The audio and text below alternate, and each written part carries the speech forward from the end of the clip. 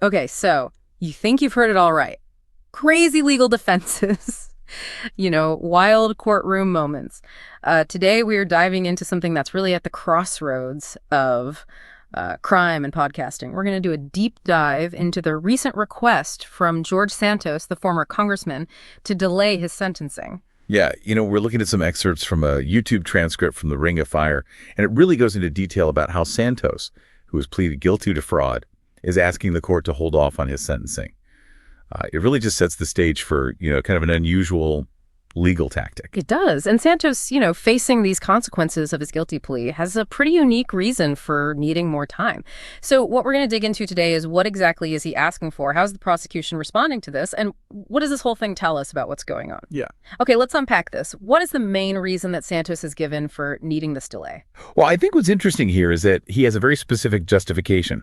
According to the transcript, he says he needs to continue his podcast, which just launched December 15th to earn money. And he's not talking about just everyday expenses, right? Like, what's the stated purpose of this income that he's hoping to generate? Right.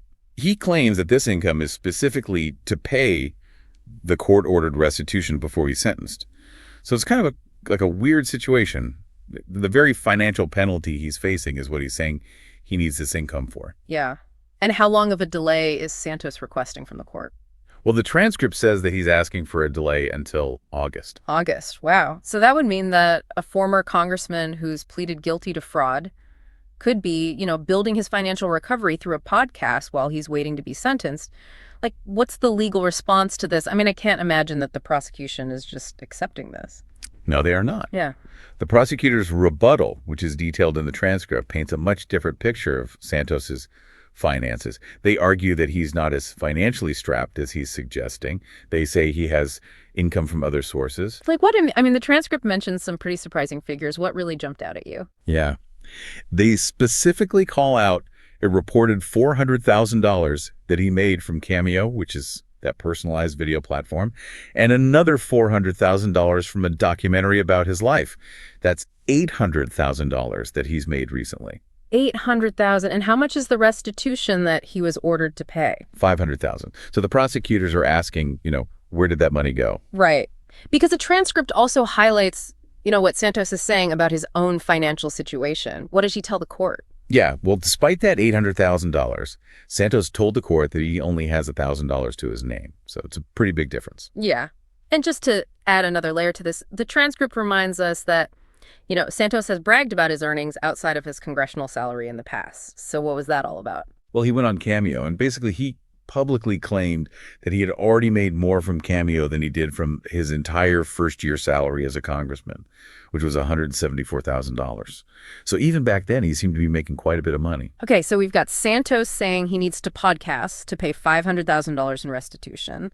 The prosecution saying that he's made $800,000 recently, and Santos claiming he's only got $1,000 to his name. And here's where it gets interesting.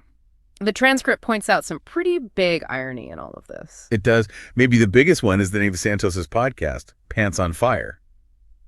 Given that he's pleaded guilty to fraud and has a history of misleading statements, it's kind of a, Yeah, it makes you wonder if he's, maybe leaning into that a little bit, knowing that name's going to get some attention. So what does that tell you about the motivations behind this? And we should remember, what Santos is facing here. I mean, what kind of jail time are we talking about for his charges? Up to 22 years. That really puts the request for a few extra months, to do his podcast in perspective. So the prosecution really seems to have a problem with Santos saying that he doesn't have much money. What information or lack of information are they pointing to? Yeah. They point to a lack of financial transparency.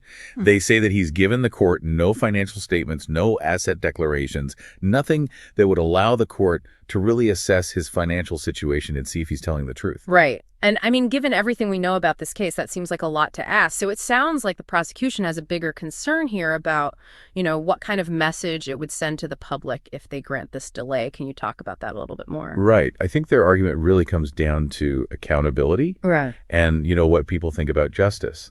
They're worried that if they give Santos this delay so he can profit from the fame he got from his criminal activity, it'll look like crime pays. And his podcast, it's probably going to be popular because of who he is, and that all comes back to what he did. Exactly. They're saying if he's allowed to, delay his sentence and make money off of this. It just sends the wrong message about accountability. So to sum it all up, Santos wants to delay his sentencing so he can keep podcasting and make enough money to pay his $500,000 restitution. But the prosecution is saying, no way. They don't buy that he's broke, and they say that letting him profit from his, infamy would be a terrible look. That's a good way to put it.